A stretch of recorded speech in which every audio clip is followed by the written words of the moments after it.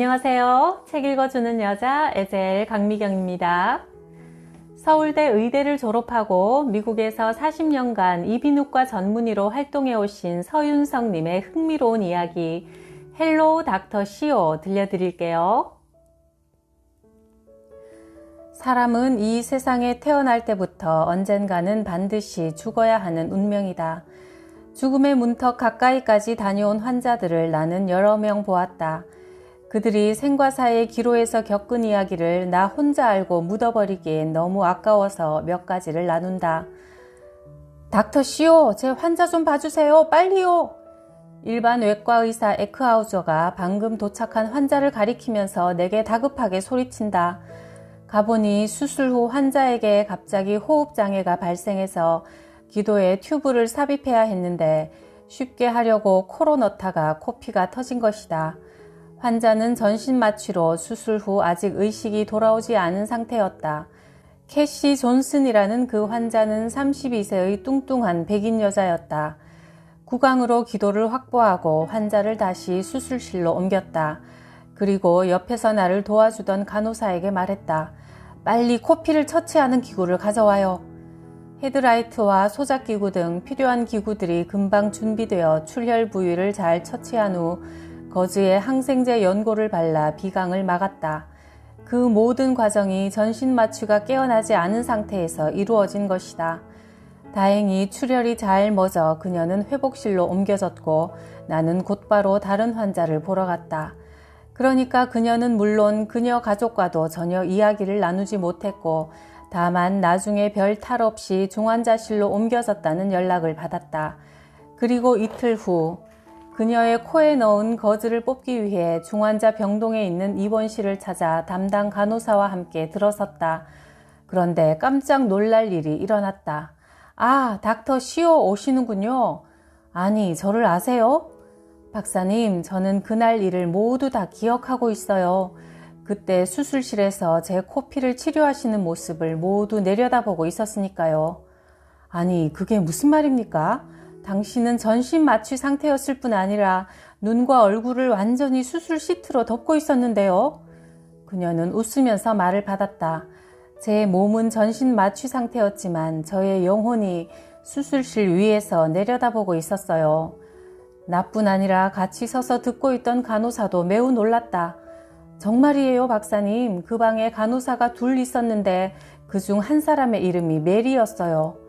나는 믿기지 않았지만 혹시나 하는 마음으로 환자의 차트를 뒤져서 수술 기록을 확인했다. 놀랍게도 그날 수술실에서 나를 도와주었던 간호사 중 하나가 정말 메리였다. 그리고 그녀가 설명하는 당시의 정황은 모두 정확했다. 그녀는 자신의 영혼이 육체를 떠나 공중을 맴돌면서 지켜보고 있었다는 사실을 믿어달라고 했다. 그녀는 그 후 수술한 자리가 잘 아물고 걱정했던 암이 아니라는 진단이 나와서 무사히 퇴원했다. 그리고 2주일쯤 지나 내 클리닉에 왔다. 아픈 데는 없으세요? 내가 물었다. 견딜만 해요. 전신이 얻어맞은 것처럼 뻐근하긴 하지만 별 문제는 없어요. 다행히 그 이후 그녀에게는 별다른 이상이 없었고 건강도 점차 회복되었다. 몇 년이 지난 후 세차장에서 일하는 그녀를 다시 우연히 만났다. 반갑기도 하고 궁금하기도 하여 그녀에게 그때 그 일이 정말 사실이었는지 또 한 번 물었다. 그녀가 대답했다. 그것은 제가 지금 살아있는 것보다 더 분명한 사실이었습니다. 내가 대학병원에서 2년차 레지던트 수련을 받을 때다. 어느 날 오후 닥터 라즈라는 조교수의 외래 진료실에서 그의 진료를 돕고 있는데 존 곤잘레스라는 19세 된 스페인 계통의 백인 남자가 찾아왔다. 그 환자는 심한 편도선 염증으로 사흘째 고열에 시달리고 있다며 고통을 호소했다. 염증 부위를 열어주는 것이 좋겠다고 판단한 닥터 라즈는 국소 마취 후에 칼로 환부를 절개한 다음 모스키토라는 뾰족한 집게로 좀 더 깊숙이 열었다. 이런 경우에는 흔히 고름이 쏟아지는데 이 환자의 경우는 고름 주머니가 터지지 않고 피만 조금 나왔다. 물도 삼키지 못하니 입원을 시켰다. 그날 저녁 모두 퇴근하고 나만 당직이라 병원에 남았다. 저녁 식사 후 입원 환자를 점검하러 병실에 갔다. 주립병원이라 병실 하나에 25명의 환자가 각각 커튼을 사이에 두고 있었는데 다른 환자들은 다들 잘 있는데 낮에 본 그 환자가 창가에 앉아서 밖을 향해 숨을 몰아쉬고 있었다. 낮에 봤을 때보다 상태가 한결 나빠져 있었다. 헤이, 존, 어떤가요? 괴롭습니까?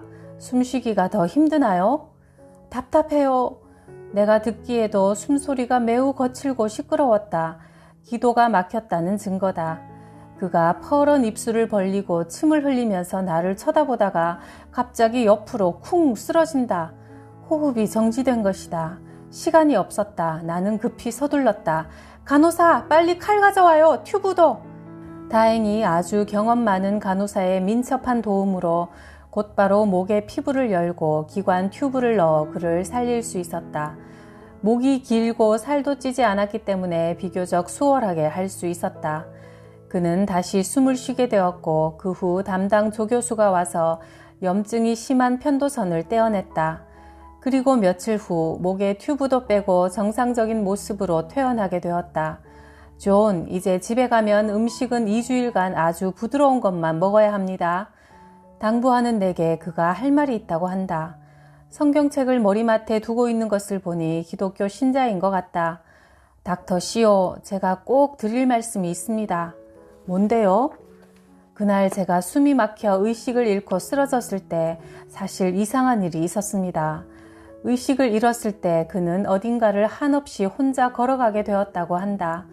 한참 걷다가 두 갈래 갈림길에 도착했는데 한쪽은 아주 더러운 데다 쓰레기에 덮여 있는 길이었고 또 다른 한쪽은 아주 깨끗하며 꽃이 만발하고 흰 나비가 훨훨 나는 아름다운 길이었다고 한다.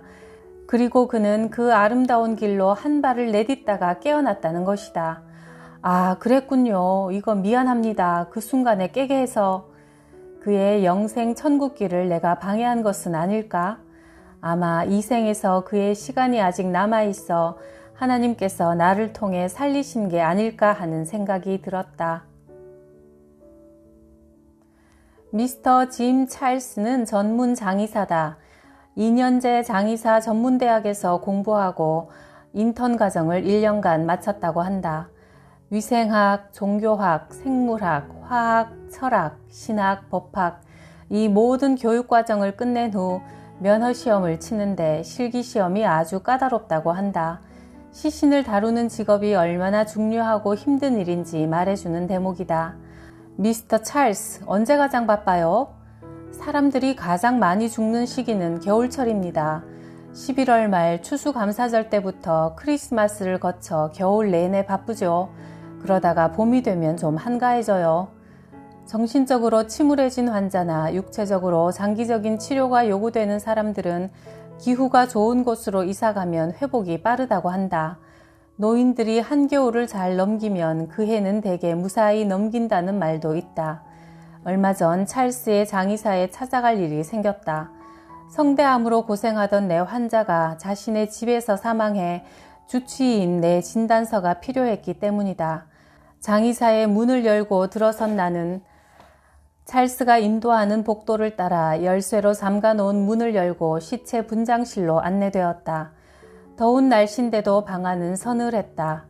25평 남짓의 공간이다. 의과대학 시절 시체 실습실보다 아늑한 분위기였다. 한 사람을 분장하는 중인가 보다.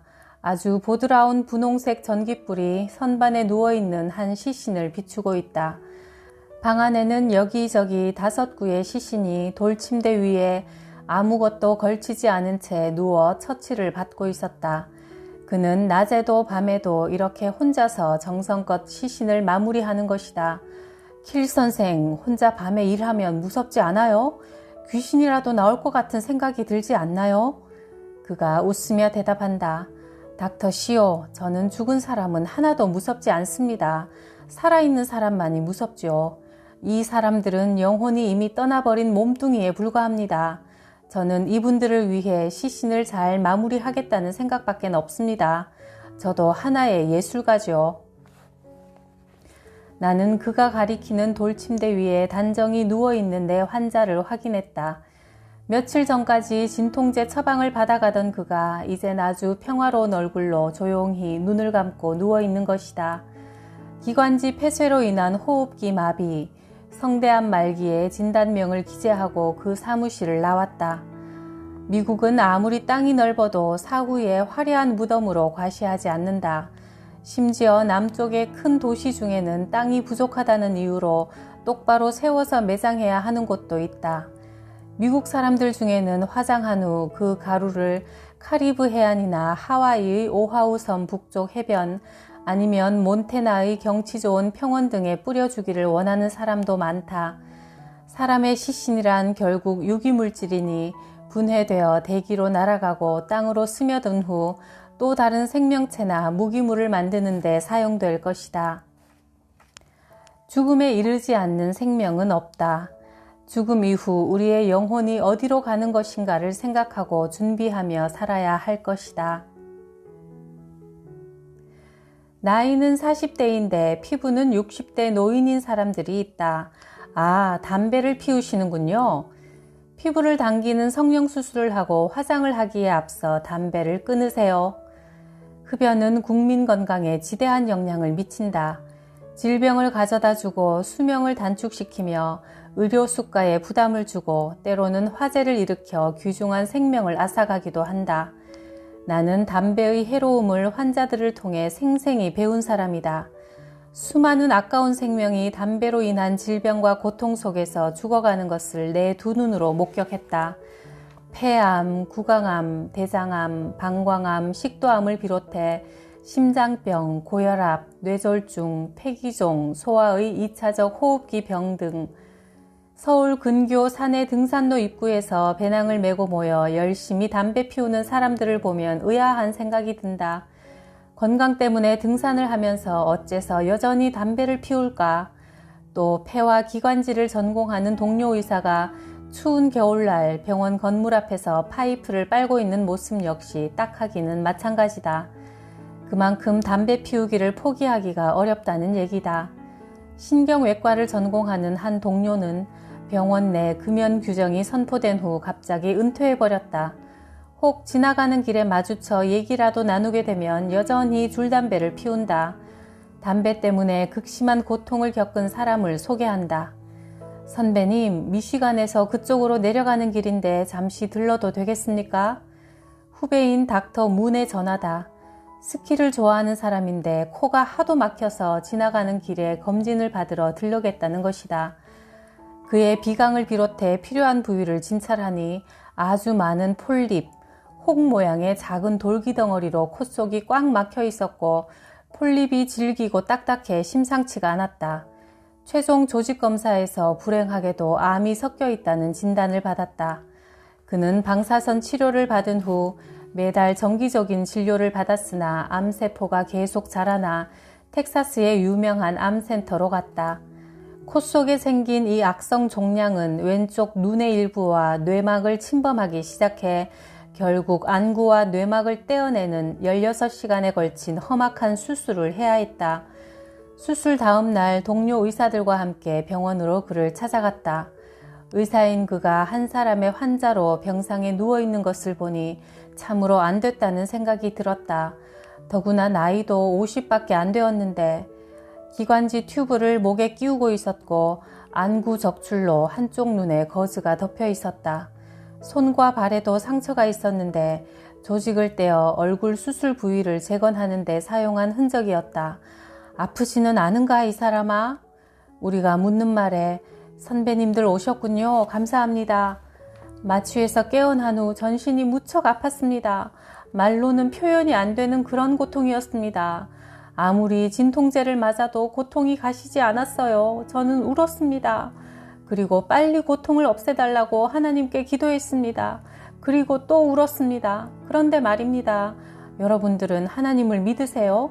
천사를 믿으세요? 그처럼 고통스러운 시간에 저에게 바로 천사가 찾아왔습니다. 그리고 아픈 몸을 어루만져 주었습니다.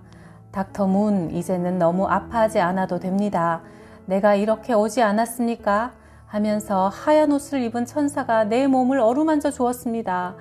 분명히 하나님께서 내게 보내주신 천사입니다. 그러자 그처럼 많은 진통제를 맞고도 가시지 않던 고통이 한순간에 사라져버리는 걸 느꼈습니다. 천사를 보내주신 분에게 깊은 감사를 느꼈습니다. 외과 의사인 저로서는 이해가 안 되지만 환자의 입장에서 제가 경험한 사실입니다.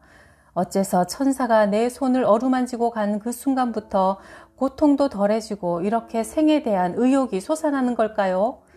그는 성공적인 마지막 수술 후 기후가 따뜻한 지역으로 이사했고 당연히 담배도 끊었다. 겨울철이면 해가 잘 안 나는 추운 지방에 사는 사람들은 우울증에 빠지기 쉽고 병의 회복도 느리다. 좋은 기후 덕분인지 그는 10년이 지난 지금까지도 건강한 모습으로 재발 없이 잘 살고 있다. 저를 보십시오, 여러분. 담배를 피우는 것은 건강에 아주 나쁜 일입니다. 제가 겪은 이 고통을 보세요. 만나는 사람들에게 그가 하는 말이다. 여러 교회를 다니며 간증을 하고 있어 그를 본 사람도 있을 것이다. 또 한 분의 한인 의사도 비슷한 암이었지만 발견했을 땐 이미 뇌로 번져 수술도 못 받아보고 1년이 못 되어 사망했다. 그 역시 담배를 많이 피우던 사람이다. 자신은 담배를 피우지 않았지만 아내가 매일 피워댄 담배 연기 때문에 폐암에 걸려 사망한 40대 남편을 본 적도 있다. 억울한 사람이다. 그리고 평생 돈을 모으느라 자신의 건강을 소홀히 해서 벌어놓은 돈을 한 푼 써보지도 못하고 갑자기 병에 걸려 고생만 하다가 가버린 억울한 사람도 보았다. 근면절약하여 재산을 모으는 재미로 살던 50대 남자가 어느 날부턴가 갑자기 수척해지더니 폐암으로 몇 달 후 세상을 떠났다. 심하게 피워대던 시가가 원인이었을 것이다. 그 많던 재산은 그가 사망한 후 평소에 그렇게 미워하던 아들 며느리가 비싼 자동차에 보트며 자가용 비행기를 사느라 흥청망청 쓰더니 몇 년 후에는 망해버렸다고 한다. 수많은 환자를 보아온 의사로서 나도 다시 한번 말하고 싶다. 담배는 모든 병의 원인입니다. 당장 끊으십시오. 혹시 아직 담배를 즐기시는 집사님들 계신가요? 이번 기회에 한번 끊어보시면 어떨까요? 술, 담배를 끊는 일도 하나님께 도와달라고 기도할 때 쉽게 끊어지더라는 간증들이 많던데요.